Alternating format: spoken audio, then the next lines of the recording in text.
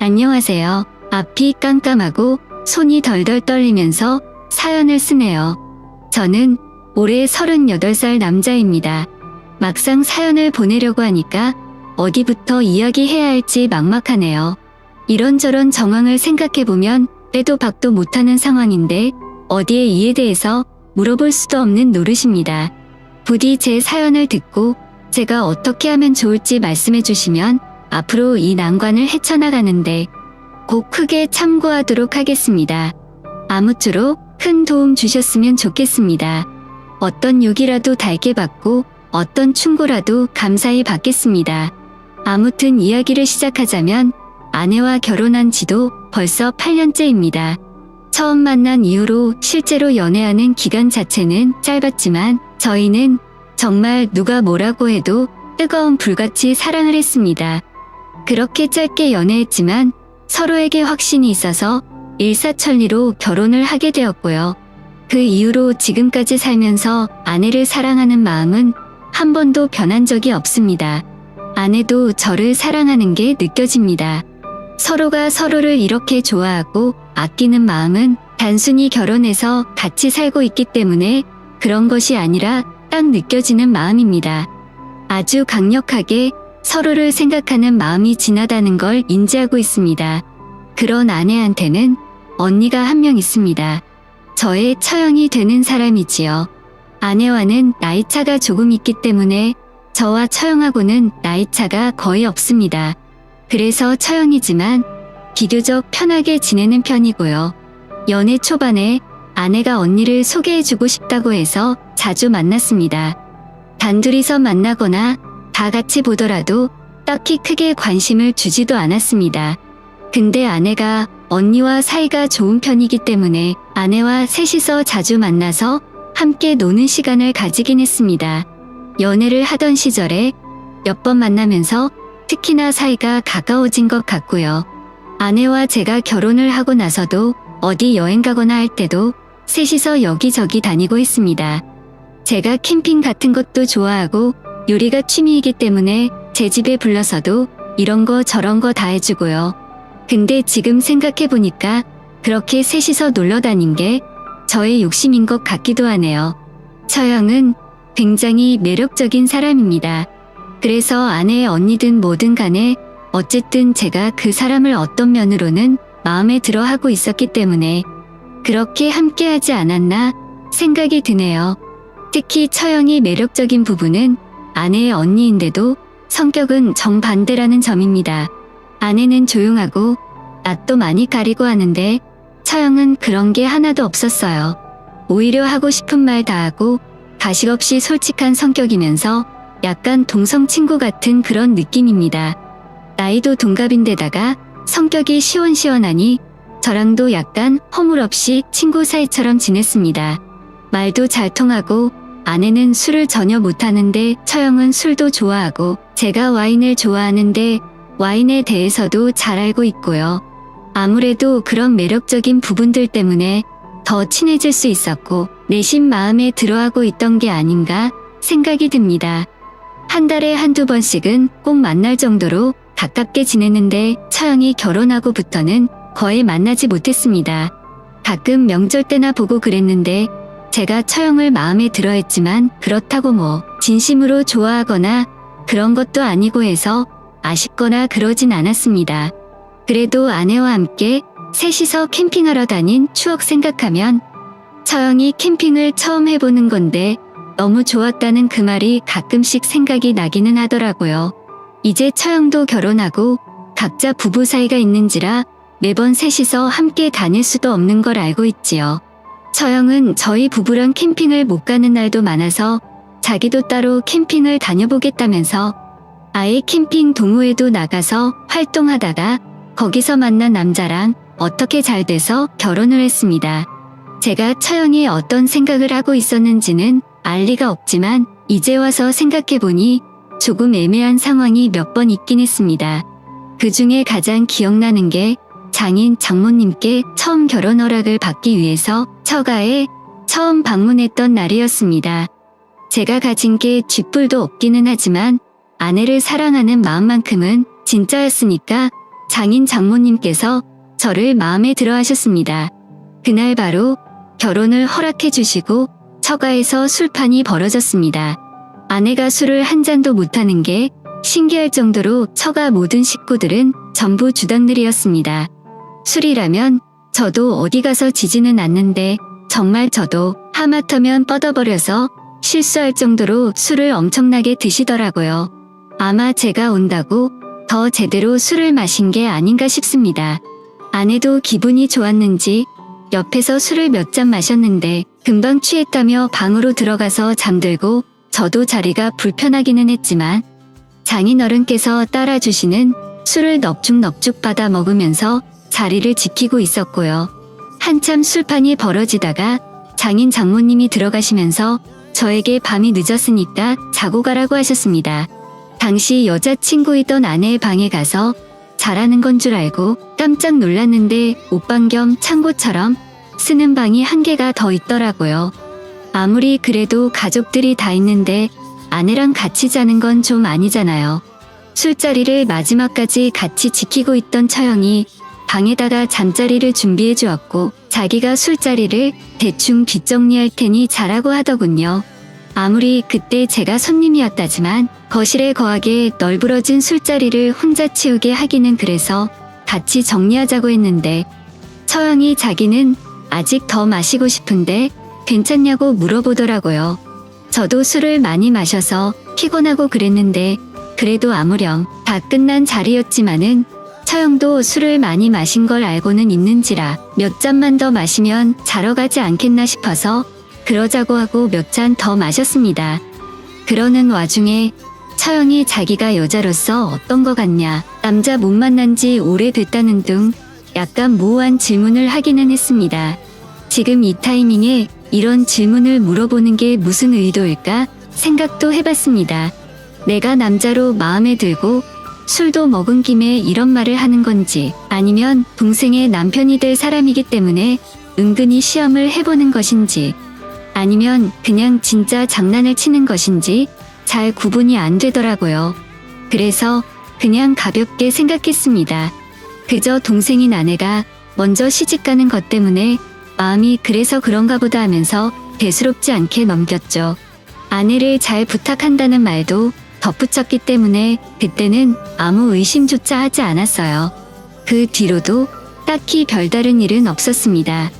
아내도 언니가 외로워서 그러니까 셋이서 여행 다니는 게 불편해도 조금 참아달라고 했는데 저야 그냥 처형을 그 당시에는 불편하다기보다는 마음 잘 맞는 친구 정도로 생각하고 있었기 때문에 아무런 불편함도 느끼지 못하고 있었습니다. 워낙에 성격도 시원시원한 사람이라서 친하게 지내기는 부담 없이 좋았습니다. 오히려 처형이 그 남자와 결혼을 하고부터 여행이나 캠핑을 하러 갔을 때 아내는 술을 전혀 하질 않으니 약간 아쉬울 때도 있을 정도로 셋이서 놀러 다니는 게 저한테는 참 재미있던 추억이었어요. 아무튼 처형이 결혼하고부터는 오롯이 둘이서 어디 놀러 다니고 그런 식으로 시간이 조금 흘렀습니다. 아내도 언니가 요즘은 외로워하지 않는 것 같아서 마음 한켠이 놓인다고 했으니까요. 간간히 메신저에 사진 같은 걸 바꾸는 걸 보면 형님과 캠핑도 자주 다니고 즐거워 보였으니까요. 그렇게 저희는 각자의 자리에서 잘 살았습니다. 별다른 특별한 일 없는 하루하루를 살면서 살아갔지요. 아내와도 사이는 계속 좋았고 때로는 뜨겁게 사랑을 나누기도 하고 때로는 나른한 오후 시간처럼 심심하기도 했죠. 원래 모든 부부 사이가 그런 거 아니겠습니까? 간간히 장모님과 장인어른께 인사도 하러 가고 각자 할 일 열심히 하면서 살았죠. 그러던 어느 날 깜짝 놀랄 만한 소식을 들었습니다. 처형의 이혼 소식이었죠. 그 소식을 들었을 땐 정말 충격적이었어요. 두 사람이 잘 지내고 있는 줄로만 알았으니까요. 아내한테서 얼른 집으로 와보라는 연락을 받고 갔는데 처형이 눈이 퉁퉁 부어서 아주 오열을 하고 있더라고요. 이야기를 들어보니 형님의 직장이 재택근무로 전환이 되었는데 맞벌이 부부였던 처형이 출근한 사이에 집에 여자를 들이고 그러다가 처형이 몸살 기운이 있어서 일찍 퇴근했는데 형님이 그러고 있는 걸 직접 두 눈으로 봤다고 자기는 이제 어떡하냐고 펑펑 울더라고요. 아주 끔찍한 광경이 눈앞에 펼쳐지는 걸 보고 많이 충격을 받았나 봅니다. 친구 같은 처형이 그렇게 펑펑 우는 모습을 보니 저도 화가 나서 당장 형님, 아니 그 자식 있는 대로 가자고 한 대 패주지 않으면 저도 기분이 안 풀리겠다고 하는 걸 처형이 그러지 말라며 뜯어말리고 그랬어요. 그렇게 많은 고민을 하다가 이혼 절차를 밟기 시작했고요. 사랑하는 사람과 몸을 섞으며 살아가다가도 이렇게 멀어지는 건 한순간이구나 싶었습니다. 두 사람의 이혼이 완벽하게 끝나고 나서 처형한테서 저에게 개인적으로 문자가 한 통 왔습니다. 자기 일처럼 같이 환해져서 고맙다고 인사를 하더군요. 가족으로서 당연한 일이라고 그랬지만 항상 쾌활했던 처형이 침울해 있는 모습을 보니 안타깝기도 하더라고요. 처형은 이혼하고 처가로 들어갔고 가끔씩 아내가 장모님과 통화하는 걸 들으면 아직도 많이 힘들어 한다는 말을 전해 들었습니다. 저도 조금 걱정이 돼서 어디 갈 때면 아내에게 처형한테 같이 가겠느냐고 물어보라고 했는데 여행 다니는 걸 그렇게 좋아하던 사람이 괜찮다고 하면서 집에만 틀어박혀 있었습니다. 본인이 싫다는 걸 어쩔 수 있나 싶기도 하고 그래도 이혼 전에는 둘이서 캠핑도 자주 다니고 했는데 또 괜히 캠핑하는데 데리고 갔다가 더 나빠지지도 않겠나 싶고 해서 몇 번 더 물어보다가 말았습니다. 안 그래도 전 남편이 캠핑하다가 만난 사람인데 캠핑이라는 거에 진절머리가 나지 않았을까 싶기도 합니다. 물어본 제가 잘못이죠. 오히려 제가 괜히 오지랖 부리는 게 아닌가 싶기도 했고요. 처형을 다시 만난 건 지난 추석이었습니다. 조금 수척해지기는 했는데 그래도 오랜만에 만나니 다 털어낸 것처럼 씩씩하게 행동하더라고요. 장모님 말을 들으니 초반 때보다는 많이 나아지긴 했는데 종잡을 수가 없어서 두 분도 조심하고 있다고 하더라고요. 그래서 아내랑 저도 조심조심하면서 같이 시간을 보냈습니다. 그날은 시국인데다가 저도 피곤하기도 해서 아내에게 양해를 구하고 저녁까지만 먹고 일찍 들어가려고 했습니다. 그런데 처형이 오랜만에 다 모였는데 술 한잔 하지 않겠냐고 먼저 나서서 그러더군요. 온 가족이 처형의 심기를 건드리고 싶지도 않고 한편으로는 오랜만에 보여주는 생기 있는 모습이라며 그렇게 술판이 또 벌어졌습니다.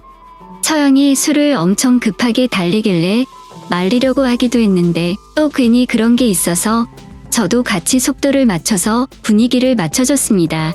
그날은 아내도 모처럼 술을 같이 했는데 잠깐 화장실을 다녀오는데 아내가 쪼르르 따라와서는 언니한테 잘해줘서 고맙다고 웃으면서 까치발을 들고 저한테 뽀뽀를 해주는데 술 때문에 얼굴이 빨개져서 그런가 그 모습이 되게 예뻐 보여서 오랜만에 불끈하더라고요. 술자리는 이어지고 아내는 초저녁에 이미 만취해서 자러 들어갔고요. 장인 장모님도 술을 많이 하셔서 그런가 저에게 처형 좀 잘 케어해달라고 부탁하시고는 자러 들어갔어요. 얼마 안 있어서 처형도 급하게 마셔서 그랬나? 좀처럼 버티질 못하고 자러 간다고 하며 비틀거리면서 들어가더라고요. 저 혼자 남았는데 대충 남은 음식이라도 치워야겠다는 생각에 정리하고 아내가 자고 있는 방으로 들어갔습니다. 저도 오랜만에 급하게 마셔서 그런지 조금 취기가 있었고 아내는 이불을 푹 덮고 곤히 자고 있더라고요. 저도 아내 옆에 누워서 잠들려고 하는데 아내의 아까 전 모습이 생각나고 술도 취했겠다 달아오르는 몸을 주체할 수가 없어서 잠든 아내를 흔들어 깨워서는 소리가 새어 나가지 않게 조심조심하면서 오랜만에 뜨거운 밤을 보냈습니다. 아내는 얌전하게 저에게 몸을 맡겼고 새어 나오는 숨소리를 들으니 즐기고 있다는 걸 알게 됐죠. 처가에서 그러는 게 약간 스릴 있기도 하고 오랜만이라 그런가 정말 좋은 시간이라고 생각했습니다. 간만에 정말 재밌게 한 번 했다고 생각했습니다. 집에 돌아가는 차 안에서 아내의 손을 잡고 어젯밤의 스릴 있고 좋지 않았냐고 하는데 아내는 전혀 기억을 못했습니다. 그때는 그냥 아내가 무리해서 술을 마시다가 필름이 끊겼었다고 생각하고 대수롭지 않게 넘겼어요. 그리고 정말 충격적이게도 아내에게서 처형의 임신 소식을 듣게 되었습니다. 집 밖에 나가지도 않는 사람이 언제 그러고 애가 들어섰냐고 당연히 쳐가는 난리가 났죠. 저도 처음엔 놀랐는데 곰곰이 생각해보니 정말 집에만 틀어박혀 지내던 사람이 언제 그랬나 싶기도 하더라고요. 그런 마당의 처형은 딱히 변명도 하지 않는 분위기라고 하더라고요. 본인은 정말 집 밖을 안 나갔다는 걸 누구보다도 잘 알고 있고 가족들도 다 알고 있을 텐데 뭔가 있다면서 오히려 처형이 뭘 숨기고 있다 이런 분위기까지 만들어졌습니다. 그런데 임신 4주차라는 말을 듣고 시기상으로 보니 그날 밤의 일이 불현듯 떠오르더라고요. 갑자기 마음이 안정이 안 되고 혹시나 해서 아내에게 그날 결혼 전에 쓰던 방에서 잤냐고 물어봤는데 그 방은 지금 언니가 쓰고 있다는 충격적인 말을 듣게 되었습니다. 정황상으로 보면 분명히 제가 그런 것 같은데 처형은 가족은 물론 저에게조차 아무 말도 하지 않고 있고 혼자서 애를 잘 키울 수 있다고 뭐 그런 이야기를 한다고 하는데 도대체 이 상황을 어떻게 해야 합니까? 처형이 정말 몰라서 저렇게 아무 말도 하지 않는 걸까요? 아니면 다 알면서 애를 낳은 후에 이 사실을 다 알릴 속셈일까요? 애는 왜 낳는다고 하는 걸까요? 처형 또한 기억을 하고 있지 못한다면 진실은 아무도 모르는데 정말 요즘 아무것도 손에 안 잡히고 돌아버릴 지경입니다. 그렇다고 처형한테 혹시 그게 제 애냐고 물어볼 수도 없는 노릇이고요. 그렇다고 뜬금없이 제가 양육비를 줄 수도 없잖아요. 저는 대체 어떻게 해야 하는 걸까요? 그냥 넘길 수도 없는 일이라 아주 미칠 노릇입니다.